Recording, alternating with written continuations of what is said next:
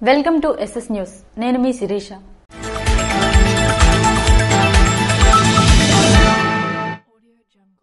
Tanishq jewelleries ప్రారంభంతో శ్రీకాకుళానికి సరికొత్త బంగారు కాంతులు చేరుకున్నాయని షోరూం ప్రారంభికులు అభివర్ణించారు.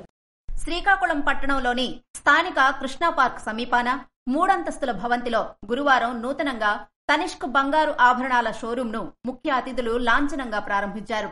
షోరూంను ప్రారంభించేందుకు విచ్చేసిన రిటైల్ హెడ్ సునీల్ రాజు, ఆర్బీఎం శ్రీకృష్ణ, రాజేశ్వర్ మర్చెందర్లు ముందుగా జ్యోతి ప్రజ్వలన చేసి షోరూంను ప్రారంభించారు. అనంతరం వారు 3 అంతస్తుల్లో ఉన్న ఆభరణాలను తిలకించారు.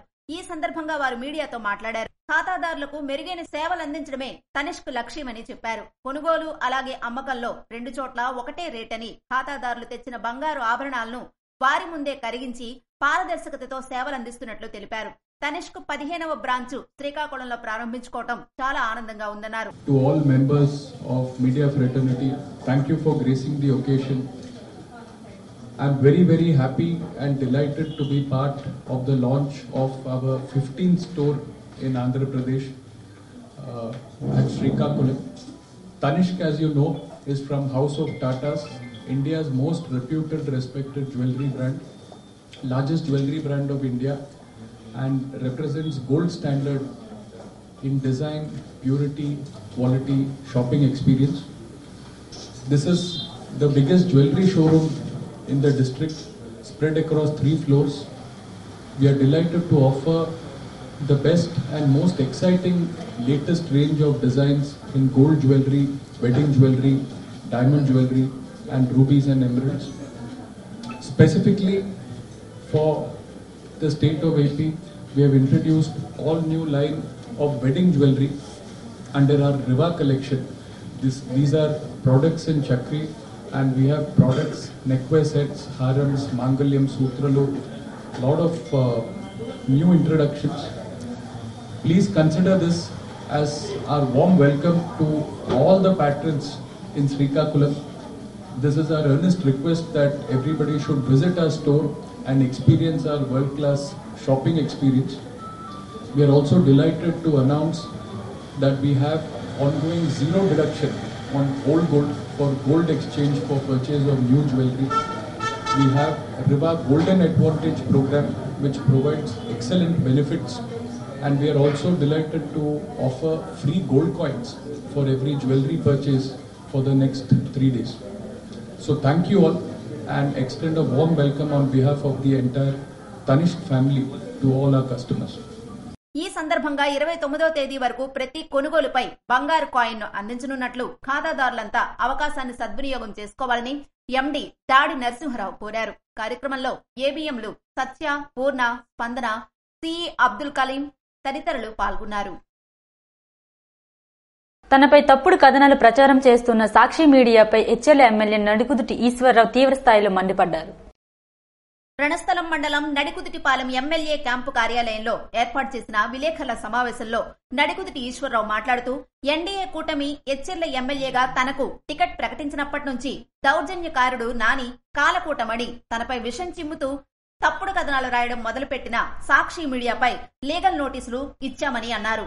మరలా తను ఎమ్మెల్యేగా గెలిచిన వెంటనే అసెంబ్లీలో ప్రమాణ స్వీకారం చేసిన రోజున కప్పం కడతారా, కంపెనీ మూసేస్తారా అంటూ అసెంబ్లీ నుంచి మొదటిసారి తను ఎచ్చర్ల నియోజకవర్గంలో అడుగు పెడుతున్న రోజున మరలా కప్పం కడితేనే కింగ్ ఫిషర్ అని తనపై వరుసగా అదే పనిగా తప్పుడు కథనాలు ప్రచారం చేస్తున్నారని మండిపడ్డారు. దౌర్జన్యకారుణ్ణి,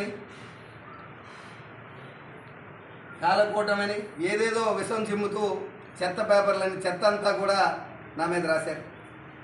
నేను వైఎస్ఆర్సీపీకి ఎగిరిస్ట్గా ఎన్డీఏ తరఫున ఇక్కడ నేను అభ్యర్థిని కావడంతో వాళ్ళు నన్ను టార్గెట్ చేస్తూ ఎలాగైనా నన్ను ఓడించాలని చెప్పి నా మీద లేనివన్నీ కూడా రాసి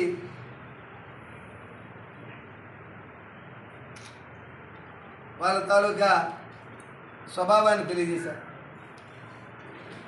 వెంటనే నేను సాక్షి పేపర్ మీద లీగల్ నోటీస్ ఇచ్చాను. తప్పుడు కథనాలు ప్రచురించినందుకు లీగల్ నోటీస్ ఇచ్చాను. అయినా మళ్ళీ కూడా నేను ఎమ్మెల్యేగా గెలిచిన వెంటనే ప్రమాణ స్వీకారం చేసిన రోజున, అసెంబ్లీలో ప్రమాణ స్వీకారం చేసిన రోజున మళ్ళీ ఇంకో కథనం రాశారు. కప్పం కడతారా, కంపెనీ మూసేస్తారా అని. అలాగే నిన్న నేను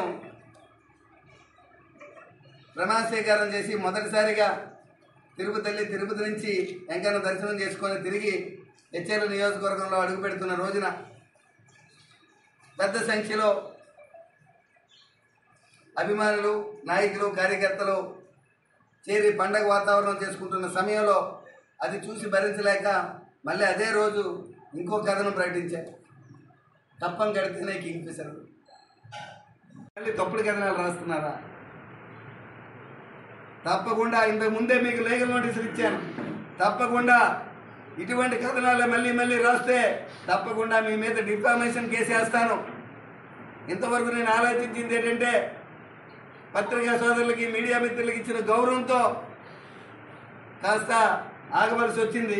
కానీ రోజు రోజుకి మీ కథనాలకి మీకు అంతు లేకుండా పోతుంటే చూస్తూ ఊరుకునేది లేదు. ఇక నుంచి చెప్తా, మీ నాయకులు చేసిన భూదండాలు, హరిజనుల నుంచి బడుగు బలహీన వర్గాల దగ్గర నుంచి డీపట్టాలు ఇచ్చిన భూములు, ప్రభుత్వం డీపట్టా భూములు ఇస్తే వాటిని ఎలా లాక్కున్నారో అక్షరంతో సహా చూపిస్తా. మీకు రాసే దమ్ముందా సాక్షి పేపర్ అని అడుగుతున్నా. కనీస ఒక జర్నలిజం చేస్తున్నాం, కనీసం ఒక సామాజిక స్పృహ కూడా లేకుండా పార్టీ పరంగా చూస్తూ ఒక మంచి చెడ్డ ఆలోచించకుండా ఏది పడితే అది రాసి నన్ను మానసికంగా ఇబ్బంది పెడదామన్న మీ ఆలోచనకి జడిసిపోయే వ్యక్తిని కాదు.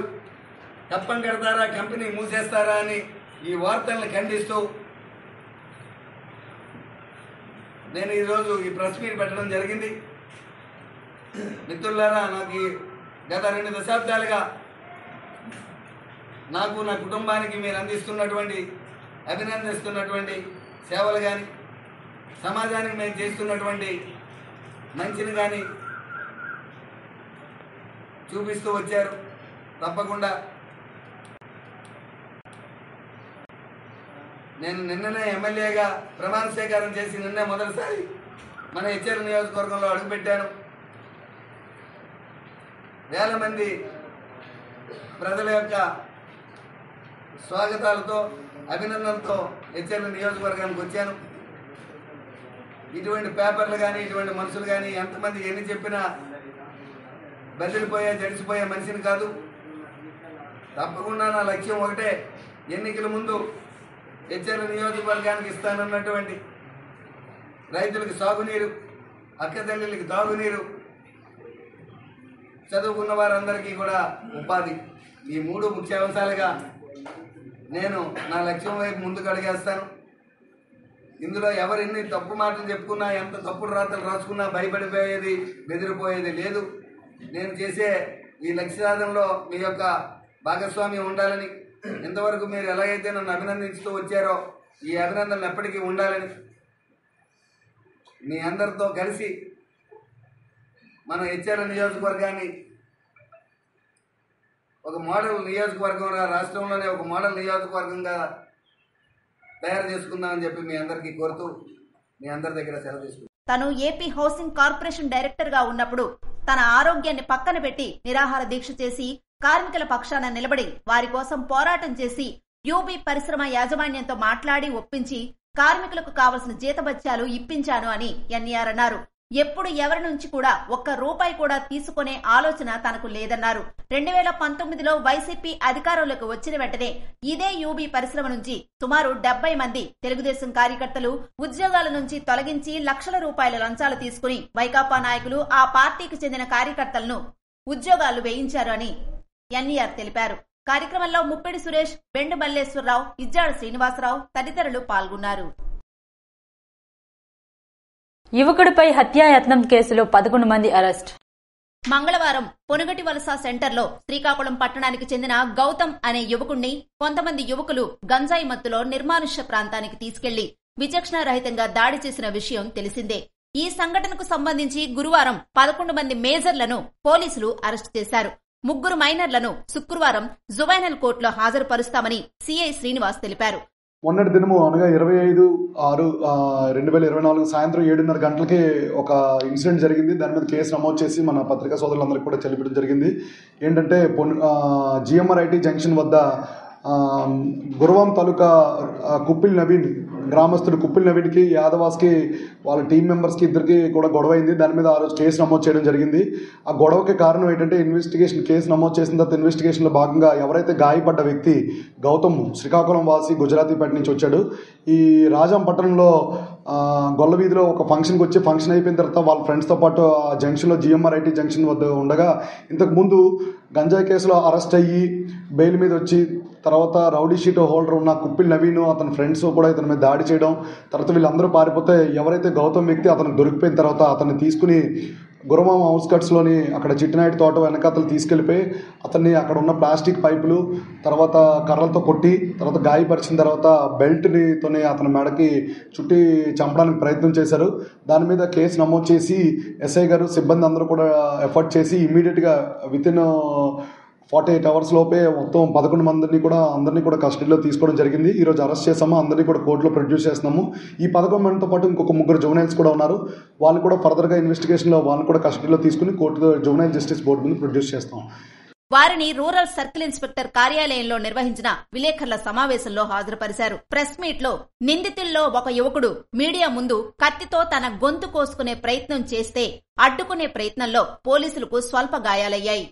నిందితులు 11 మందిపై కేసు నమోదు చేశారు. శాసనసభ్యులు బొగ్గు రవణమూర్తిని కలిసిన విజయదుర్గ ఆస్థాన పీఠం స్వామీజీ. శుక్రవారం కావలి విజయదుర్గ ఆస్థాన పీఠం శ్రీపత్రి వీరబ్రహ్మ స్వామీజీ మరియు కమిటీ సభ్యులు పోలాకి మండలం మొబగాం గ్రామంలో నర్సనపేట శాసనసభ్యులైన బొగ్గు రవణమూర్తిని మర్యాదపూర్వకంగా కలిసి వేద మంత్రాలతో ఆశీర్వదించారు.